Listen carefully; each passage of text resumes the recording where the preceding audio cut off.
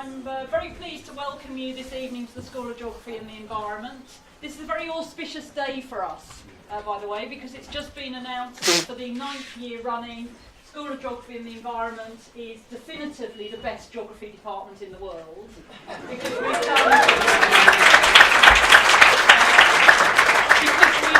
come again top of the QS rankings. We don't believe in rankings, by the way. Well, we do now. When we're top of them, in which case we know they're right.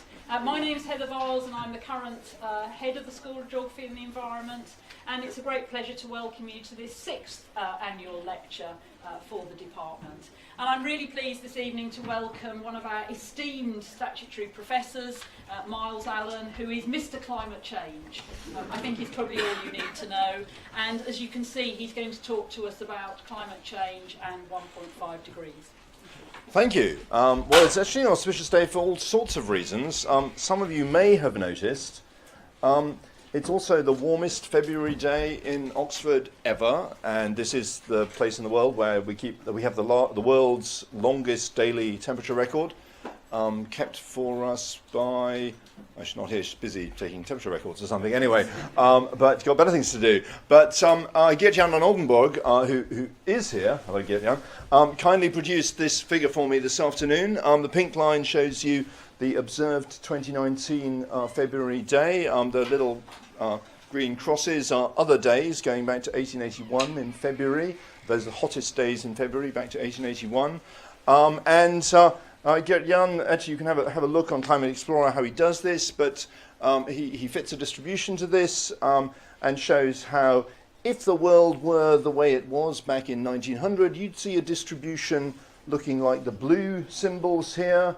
Of course, you wouldn't see it in just 1 year. This is the distribution of possible, what we call return times, distribution of possible hot days in February. And you can see there's been a shift in that distribution because that's what Geert-Jan has fitted towards 2019, and as a result the probability of such a hot day occurring in February has gone from sort of well over 1 in 1,000 to something like 1 in 100. So it was an unusual day. It's becoming rapidly less unusual, and it's a sort of fitting thing to think about as we start a lecture on climate change. So most of this lecture is going to be about the IPCC Special Report on 1.5 degrees. One of the things Heather didn't mention about the School of Geography and the Environment is that this report, which has probably had the most immediate impact of any of the IPCC reports, because it was actually explicitly commissioned by the United Nations Framework Convention on Climate Change as part of the Paris Agreement, and has immediately been sort of swept up into ongoing governmental negotiations on climate change. The institution in the world which actually contributed the most authors to this report was the School of Geography and the Environment, so we can give us another little tap there. So I was one of those involved, and there's plenty of other School of Geography and Environment authors as well involved in the IPCC 6th Assessment Report. So what I want to talk about is some ideas, some thoughts inspired by this report. I'll try and use the background on the slides, if that's okay, to sort of flag when I'm talking from my perspective and when I'm telling you about findings of the IPCC report. So if you see IPCC branding, you can assume this is assessed findings of the IPCC, which I'm just trying to communicate as best I can. When you see the ECI, University of Oxford and Oxford Martin School logos up there, you can assume that's just my opinions, and you can take them as you will. So that's just in these days of fake news and all sorts of things, we have to make very clear, what's mine and what's properly assessed. So I want to talk about this in particular. I want to start off talking about a sort of a very new idea or a sort of phrase which has sort of come out a lot recently, this notion of climate emergency. And since I'm in a geography department, and there are many of my colleagues are sort of human geographers and think about narratives and rhetoric and things, I want to think a little bit, ask us to think a little bit about this, what I think problematic rhetoric of emergency here. One of the good bits of news at the moment coming out of the US, there's a lot of bad news, but there are finally some politicians who are actually taking the climate change issue seriously before they retire. Most politicians seem to take it seriously after they retire. This is one in particular, Alexandria Ocasio-Cortez, a freshman congresswoman in the US Congress. And this is a tweet from her. She was picking up on a tweet from a millennial saying, the world is going to end in 12 years if we don't address climate change. And then she was picking up on this and says, the UN says we've got 12 years left to fix climate change. Okay, which is, we'll pick up on that. There's a subtle difference, of course. But she's not the only one pulling up this 12 years till something bad happens rhetoric. And this is being talked about. These are a bunch of school kids, one of the many thousands of school kids who are demonstrating, inspiringly demonstrating on the climate change issue. We had a big demonstration here in Oxford only a week or so ago. And you can see the 12 years placard up there. And that this is attributed to the 1.5 report. So I do want to get into where it's come from and what it means. It matters because this is now, Ocasio-Cortez has actually tabled a resolution in the House of Representatives which explicitly starts off by citing the IPCC Special Report on global warming of 1.5 degrees. So here's an impact for our ref. Okay, this is work we're doing, which is getting cited very quickly in, it may or may not be successful, this resolution, but you know, it's up there in government resolutions. In that, they specifically quote the IPCC report as saying that global temperatures must be kept below 1.5 degrees to avoid the most severe impacts of a changing climate, and that this will require global reductions of greenhouse gas emissions by 40 to 60% from 2010 levels by 2030, and net zero global emissions by 2050. So again, I want to unpack what those mean and where those numbers come from. First of all, this sort of 12 years to 1.5 degrees idea. So you appreciate there's 12 years coming in here. Is it 12 years before we get to 1.5 degrees, or is it we've got 12 years to act if we want to avoid 1.5 degrees, which are often conflated, these two ways of framing the emergency, if you like.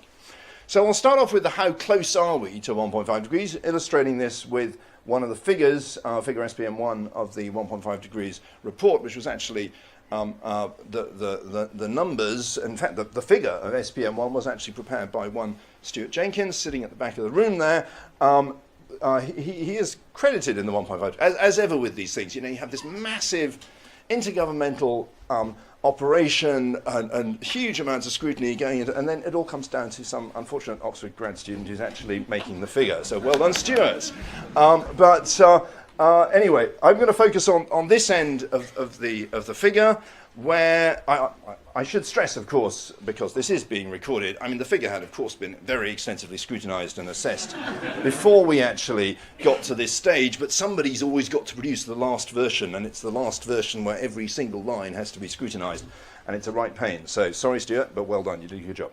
So I want to talk about the part of the figure sort of up till present, sort of how close are we, and how do we assess what level of warming we're already at.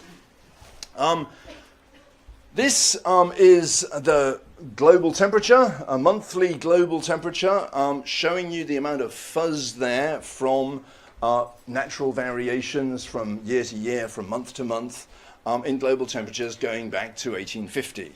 And the period which the United Nations Framework Convention on Climate Change has sort of agreed will be used as representative of pre-industrial conditions is that period shaded in grey here between 1850 and 1900.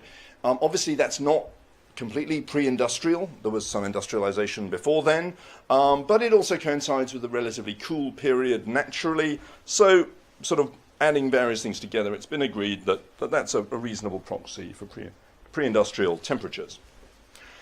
So this is the global temperature evolving away from that, and immediately you can see a challenge presented by this. Well, what is the climate today? Where have we got to with respect to 1.5 degrees?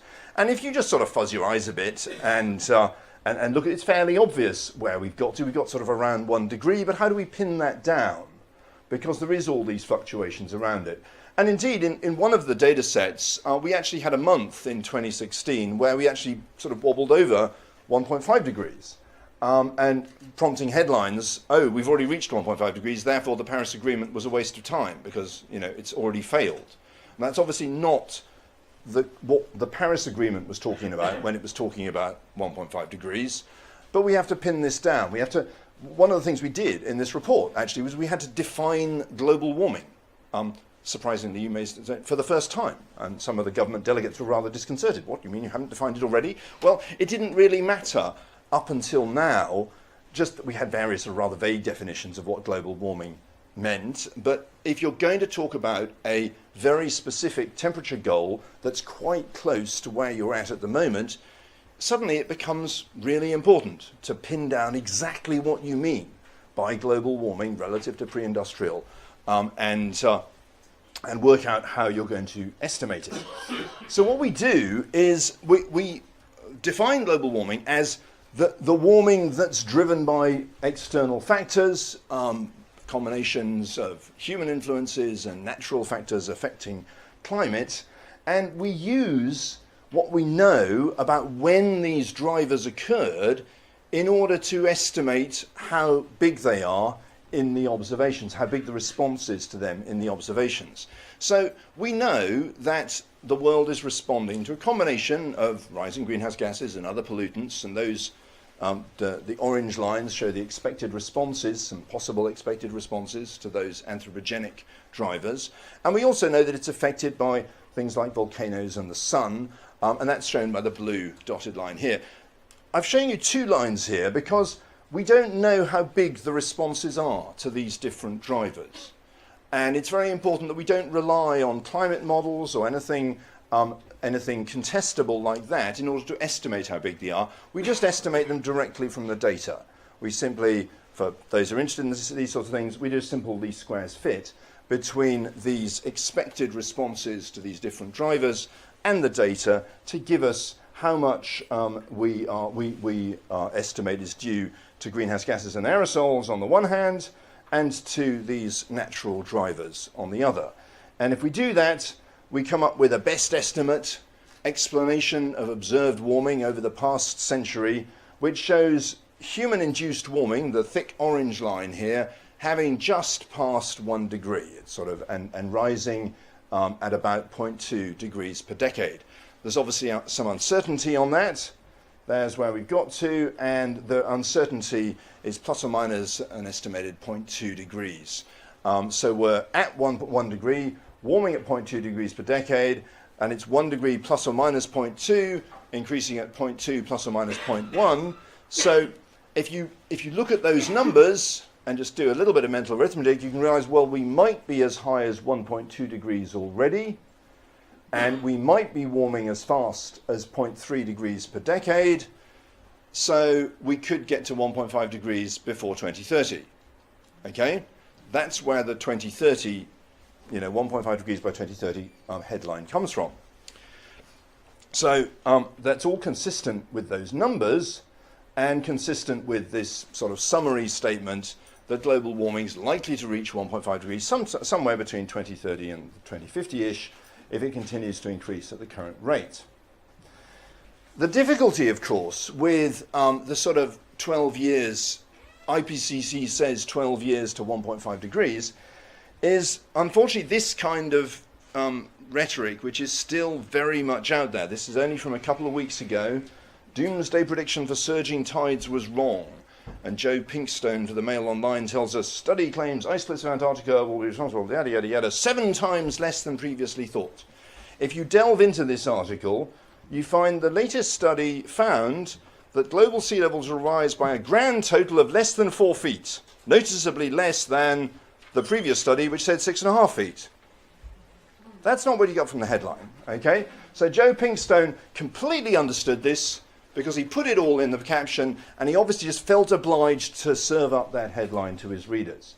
That's why saying IPCC says 12 years to 1.5 degrees today is so dangerous, because although the IPCC has said we could reach 1.5 degrees by 2030, that was not the central prediction of the IPCC.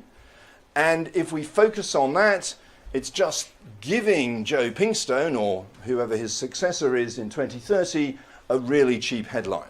You know, IPCC was wrong. Doomsday prediction from IPCC was wrong by a factor of 2. So we've got to, it's incredibly annoying when you're confronting this sort of stuff on the other side to keep qualifying stuff and keep trying to be accurate and keep trying to avoid, over-egging the case in the one direction to compensate for the ridiculous stuff that's put out by those arguing on the other side. But we've just got to keep doing that because it's too much of a risk, it's too much of a gift to those who want to just sort of chuck sand in the wheels to do anything else. I do find it interesting that these guys, I don't know, one of my next door neighbours actually used to write a lot of this stuff. I haven't seen much written by him recently, but many of you may know David Rose. No, David Rose isn't here, is he? No, anyway, we used to live quite close to each other, and we sort of had quite a lot of conversations about this sort of thing. And I imagine people have been writing along these lines for the past 20 years on climate change. They're presumably getting increasingly desperate to find something to say. So of course they're grabbing onto anything which suggests, any downward revision or sort of any doomsday prediction they can pick on and say it was wrong. It sort of vindicates them and makes them feel a bit less, presumably a bit less stupid than they would do otherwise. And being human, they grab onto it. So we've got to be really careful about this rhetoric of climate emergency, which is so easy to twist round and spin in a very misleading way. So that's on the question, the sort of first part of Alexandria Ocasio-Cortez's tweet. This is a talk really constructed around a tweet, very, very 21st century. So that was the part on the sort of, are we really 12 years to 1.5 degrees? Probably not, but we're heading that way, and maybe 20 years to 1.5 degrees sounds a more reasonable number. And frankly, does it really matter? Not very much, but you can be sure that people will try and make it matter if we get to 2030 and we're still at 1.25 degrees, which is probably the more likely level. So what will it take then to limit warming to 1.5 degrees? Well, here's a figure from a paper by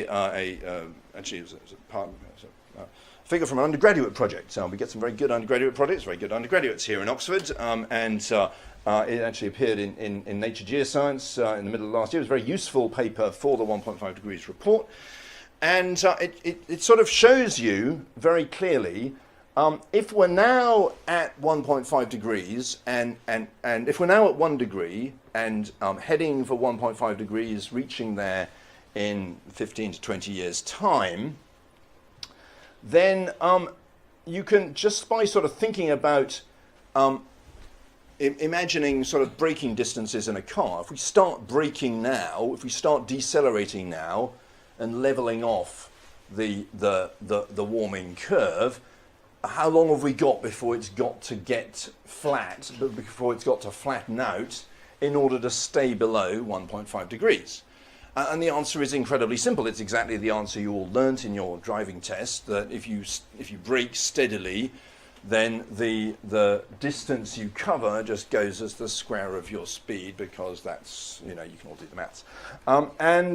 So if this shows you the rate of warming, okay, shown, just focus on the black lines here. This is sort of d-temperature by d-time now. So the rate of warming, which is shown you in the previous figure. So that's the warming, and this is now the rate of warming. And obviously, to stop the warming, we need to reduce the rate of warming to 0. And in this scenario, we reduce the rate of warming from now steadily to 0 as fast as we can.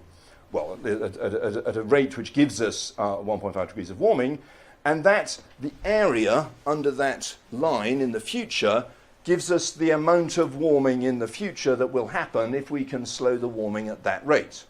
Yeah, so it's just like a braking distance in a car. So you can think of this as the sort of climate braking distance. And this implies that if we can reduce the warming rate at this rate, if we can decelerate that fast, then we're committed to we're committed to 1.5 degrees of warming in total, or further half a degree of warming on top of where we're at now.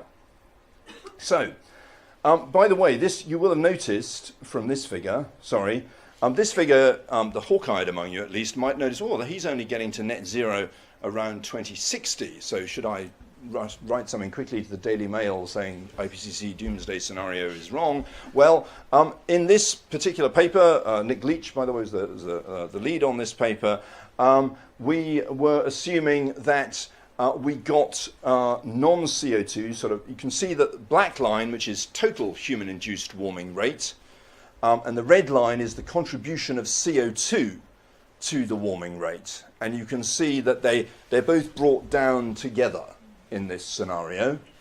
Now, one striking thing about this figure, by the way, first of all, the current rate of warming due to human influence is at its highest ever. So we're not making great progress in bending this curve down. Also, the contribution from other factors than CO2 to the current rate of warming is also at almost its highest ever. It was quite high in the late 70s as we were starting really to kick off our methane emissions at that time. So these are other factors like methane, like nitrous oxide, and also changes in aerosol loading in the atmosphere, which also affect global temperatures. And so you do need to take those into account when you're trying to work out how much CO2 we can still afford to dump in the atmosphere and still limit total warming to 1.5 degrees. And so if we actually look at the scenarios which were considered by the IPCC, this non-CO2 climate forcing panel down here, just wave my arms, you can see here, non-CO2 climate forcing goes up a little bit before it comes down again in these scenarios. And that's because in integrated assessment models, in the models of the world economy that we use to inform our thinking on climate change, it's sort of, and it's pretty well established as well, that if you're going to reduce CO2 emissions, you're going to reduce some other forms of pollution at the same time, and some of those other forms of pollution actually have a cooling effect on climate. So you have this sort of short-term bounce in non-CO2 forcing, even though you're acting very hard on CO2. So this nice animation by Stuart, which has suddenly decided to flicker on me, it works great on a Mac. They always say that, don't they? But shows how these different drivers, the cumulative CO2 emissions and future non-CO2 forcing, contribute to the temperature we end up at. And that was one of the key findings of the report. One of the key points we wanted to communicate to people is you need to both limit the total amount of CO2 you dump in the atmosphere, and you need to get these other drivers of climate change under control if you're actually going to limit future warming. We'll have a chat afterwards, Stuart, about making that work on a PC. Anyway, I'm sorry, I'm joking. So how do we actually do this? So to come on to the sort of third part of the talk, what are the scenarios that actually give us a reasonable chance of limiting warming to 1.5 degrees? And the four illustrative pathways that were shown in the report are illustrated here. They weren't intended to span the range of possibilities, but they were just intended to show governments different options available if they wanted to limit warming to 1.5 degrees in 2100. The 2100 is important here because one of these scenarios doesn't actually limit warming to 1.5 degrees over all time, but it gets back to 1.5 degrees by 2100. So let me just take you through what these scenarios are. They're unimaginatively labelled P1 to P4, but P1 is a scenario in which, and I find this sort of language quite intriguing, really. Social, business and technological innovations result in lower energy demand up to 2050. So what actually happens in that scenario is we have a 60% reduction in emissions between 2020 and 2030. That's in 10 years. Okay? This is through innovations. Well, yes. It would take social innovations there. You've got to think about what that actually means. Okay, P2 is focus on sustainability, and then limited acceptance of this crucial technology, which I will come back to later, bioenergy with carbon capture and sequestration, or carbon capture and sequestration, and then that's the sort of yellow carbon dioxide removal slug that's coming out there. And as we move across to P3 and P4, we're talking about a greater and greater reliance on carbon dioxide removal in the second half of this century.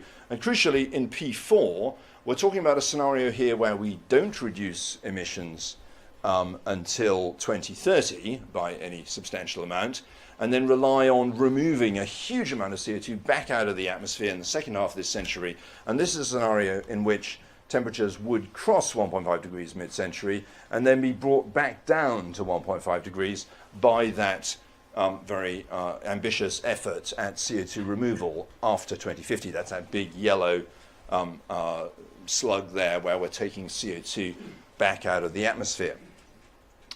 The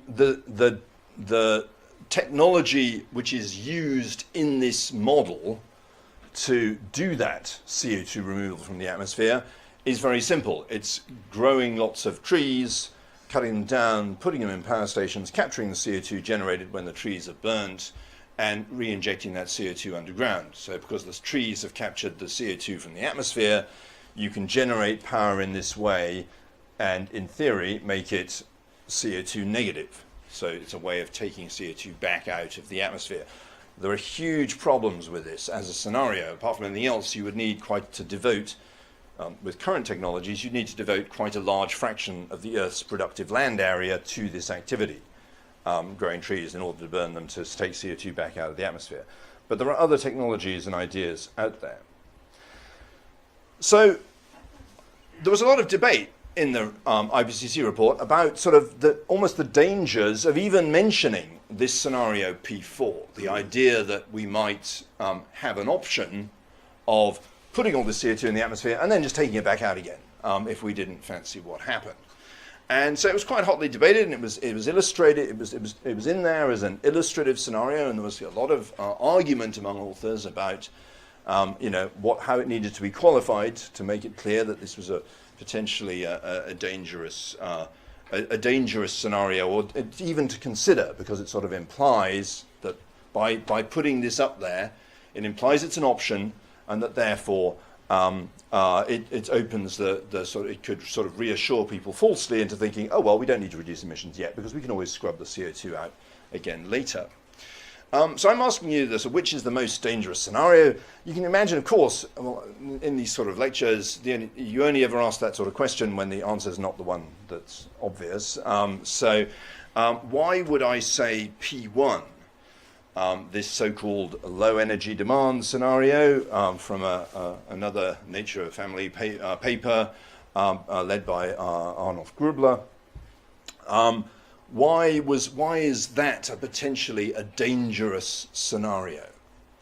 Sorry, far away. I should have said at the beginning, by the way, if I put something up which you just disagree with, please log it, and we'll argue at the end, and I will try and leave plenty of time for arguments. But if I put something up which is just incomprehensible, please stop me. Sorry. That was rhetorical. I don't have to. So you're going to argue? No, I was just going to answer your question. Oh yeah, fire away. Answer the question. Yeah, no, that's fine. I think it's kind of like passive language, and it says like people will come up with solutions. It doesn't really like identify how we're actually going to That's a big part of it. Yes, I mean, if you read the article, it's very interesting. I really commend the human geographers here to look at IAM scenario builders as a anthropological type, because I think they're incredibly influential. There's not very many of them. And if you just look at the language they use and the assumptions they're making and so on in these scenarios, there's a lot that needs unpacking here. I'm thinking of becoming one myself because it sort of freaks me out so much. Anyway, the point is, the P1 scenario was expressly designed to demonstrate that it was possible to meet the 1.5 degree goal, to meet all our sustainable development goals, and not resort to CO2 removal in the second half of the century, to this large-scale deployment of BECCS or CCS. So they expressly forbade their model from using either carbon capture and storage at source, or this bioenergy with carbon capture and storage technology for taking CO2 back out of the atmosphere. And it's probably the most influential scenario in recent times, and it was a highly influential paper because it has fed immediately the narrative, oh, we can do this, and we can do it with emission reductions alone, and we can meet all our sustainable development goals, and so this is clearly the way forward. And indeed, if we look, if we look at some of the writing about and prompted by the 1.5 degrees report, we can see that narrative being very clearly highlighted.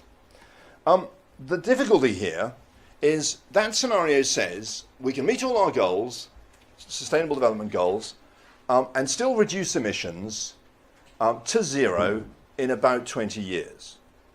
If you just look at the line, that's what it says. Okay, it levels off a bit at the end, but basically it says we can more than halve them in 10 years and then get them to zero 10 to 20 years later.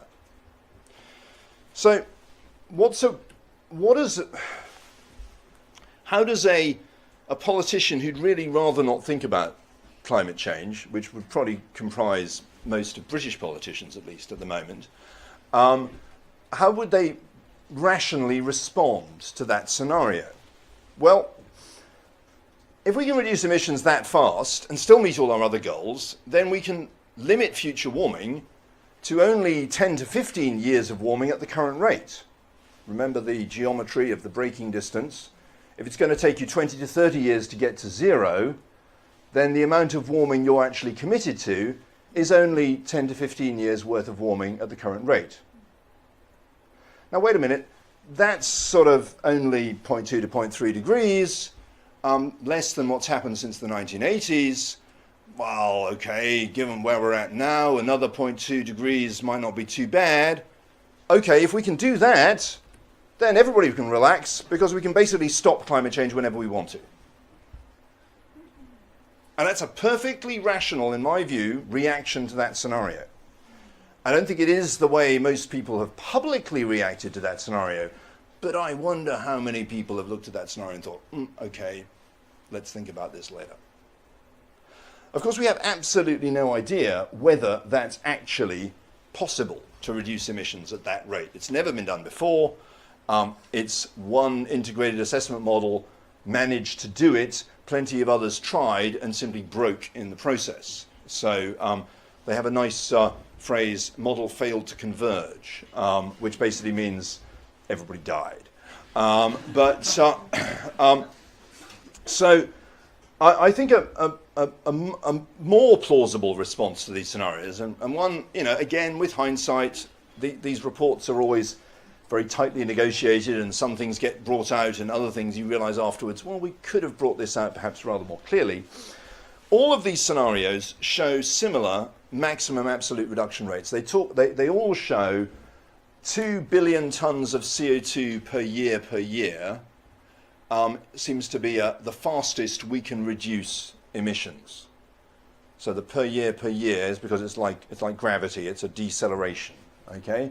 So if 2 billion tons of CO2 per year, that's what that arrow indicates, that slope, is the fastest we can reduce emissions, and we're currently emitting at 40 billion tons of CO2 per year, then, by definition, we minimum 20 years before we can get emissions to zero. And then, of course, if it has to slow down as you approach zero, it's going to be a little bit longer than that. So all of these scenarios show that as the fastest we can get emissions to fall, which is important, because what that means is we don't know if we can reduce emissions that fast, but it would be really naive to assume we can reduce emissions faster than that, because frankly, even in these models, they just break if you try and reduce emissions faster than that. And therefore, so you can sort of, if we're to limit warming, third thing, if we reduce emissions at that rate, then we will get to 1.5 degrees and can limit warming to 1.5 degrees with limited reliance on CO2 removal later on in the century. There's a very obvious implication of this, which is that every year we're not reducing at that rate is another 40 billion tons of carbon dioxide we're dumping in the atmosphere that we are assuming those kids with those placards will scrub out again for us in the second half of the century to bring temperatures back down to 1.5 degrees. And that's not a scenario statement, that's just a statement of fact, because we're going, you know, if that's as fast as you can go down and you're not going down, you're just sliding along, all of this CO2 is CO2 that you're assuming will get scrubbed out again in the future. Which is why this is particularly worrying. Back to Alexandria Ocasio-Cortez's resolution, they expressly say they're interested in removing greenhouse gases from the atmosphere by proven low-tech solutions. And in the associated sort of question and answers and so on about this resolution, they go out of their way to say we're not interested in dodgy high-tech solutions like carbon capture and sequestration or bioenergy with carbon capture and sequestration as ways of getting CO2 back out of the atmosphere. And given that we're building up our commitment to future CO2 removal at the not inconsequential rate of 40 billion tons of CO2 per year, saying we're only going to do it with proven low-tech solutions like soil carbon storage and afforestation strikes me as very worrying. We have no idea, and all the evidence is that it would be impossible to remove CO2 at the level and the scale where we're going to be required to do so with these sort of measures alone. And this worries me because increasingly even the fossil fuel industry is talking very enthusiastically about nature-based solutions for taking CO2 back out of the atmosphere. And we can ask ourselves why. So I'm going to sort of just wrap up by chucking out some things that I know people here will disagree with, and if you've disagreed with me on these topics before, you're going to hear it again. Apologies, but I still think it's true. So this shows you the cost-effective, from these integrated assessment models, pathways, emission pathways that limit warming to well below 2 degrees, and they're coloured here by the cost of mitigation, by how much it costs to reduce climate change in every given year. And you'll notice that all of them go to zero, and most of them go well below zero. So that grey area there corresponds to negative emissions, this net CO2 removal from the atmosphere in the second half of this century. Don't worry about the blue line for now. I'll explain to you what that means in a minute. The colours show the total policy cost, the total cost of climate policy. And you'll notice that some of these colours, this sort of deep red, if I was to show you the scale again, well, I'll show you a different way of plotting them first. So this shows you emissions, plotted the familiar way. This shows emissions plotted a very different way, but one I think which we should think about, which shows you the fraction of carbon we dig up that we re-inject underground, that we get rid of. And obviously that gets to 100% by definition when emissions reach net zero. Yeah, because net zero means we're putting it back at the same rate we're digging it up. And you can see in all of these scenarios, this fraction goes up fairly predictably over time. By the way, the only scenarios in which it doesn't are those in which it's explicitly ruled out, like, for example, that low energy demand. So that low energy demand scenario is not on this plot because in that scenario, they explicitly said, we're not going to re-inject any CO2 back underground. So that would be a line at the bottom. But in scenarios where it is allowed, we see this kind of interesting unpacking of the costs. And notice that these really expensive scenarios, the deep red colours, correspond to the ones in which we fail to work out how to get rid of CO2. And what those dark red colours correspond to are the cost of climate policy being larger than the size of the world economy around 2005 by the end of the century. Okay? So they would also, I would argue, correspond to the facial colour of the voters at that time. It would be very difficult to sustain a climate policy costing that much. It's absolutely essential we don't sleepwalk into that scenario where we have to make climate policy that expensive in order to get emissions down.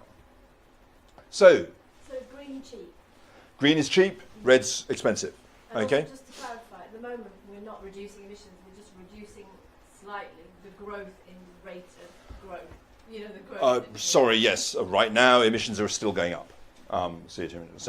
So, and that's why everything's kind of starting off right at the bottom on this plot, or right at the top on this plot.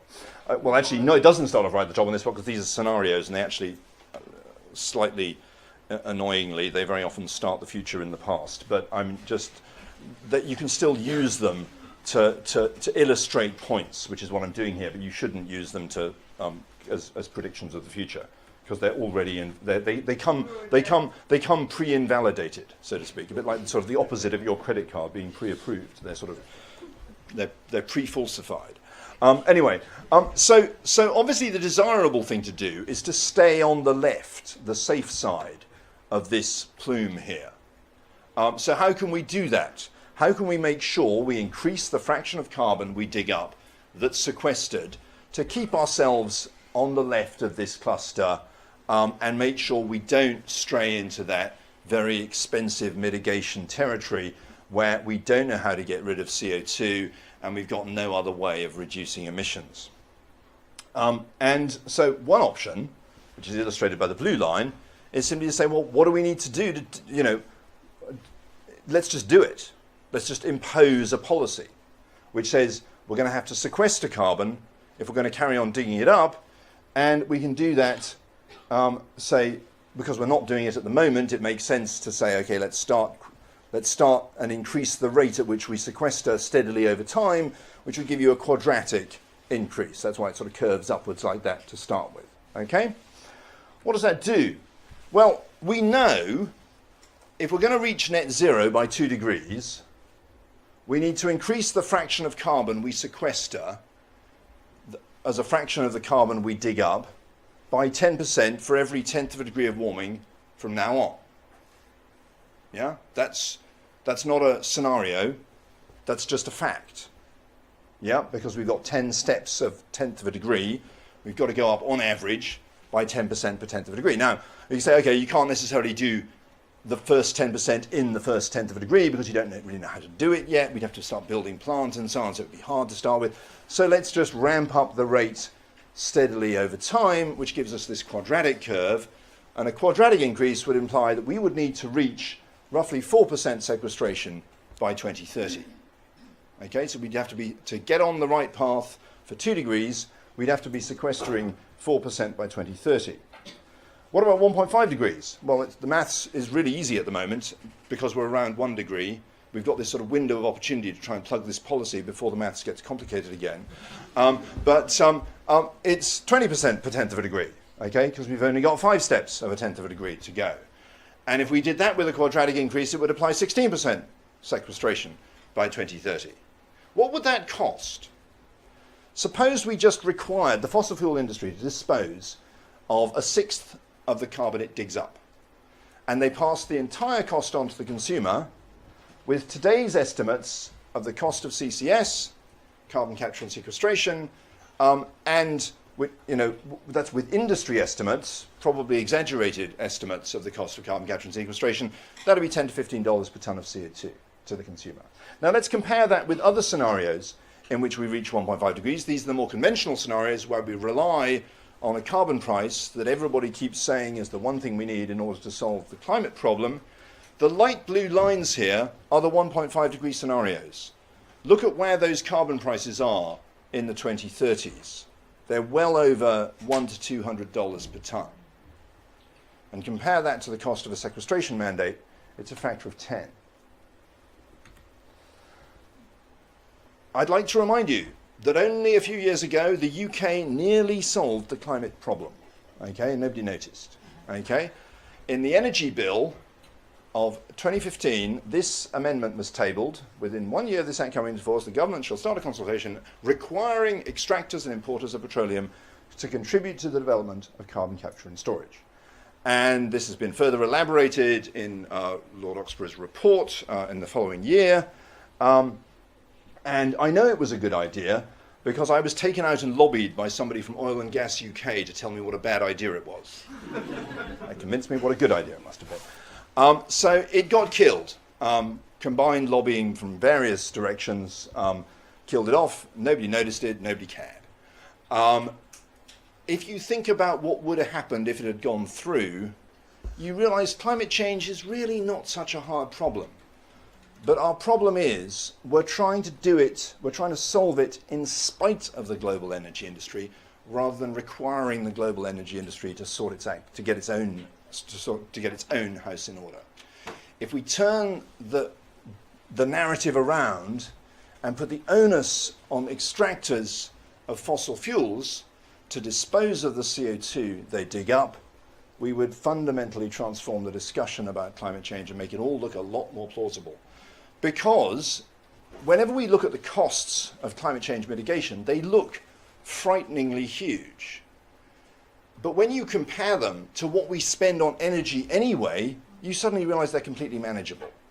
So we have to work out a way of making the energy industry take ownership of the problem that they are so much part of, rather than just hoping that by introducing whole rafts of complicated policies, such as are set out in the Green New Deal proposal, we will somehow make the energy industry crawl away and die.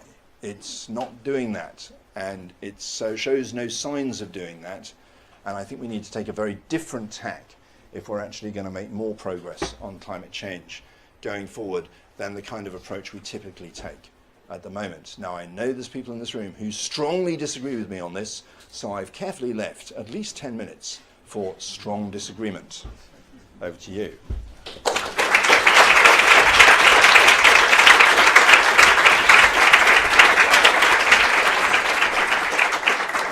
Thank you very much, Myles, for, as usual, being brilliantly explicit and wonderfully scientific and also perfectly provocative.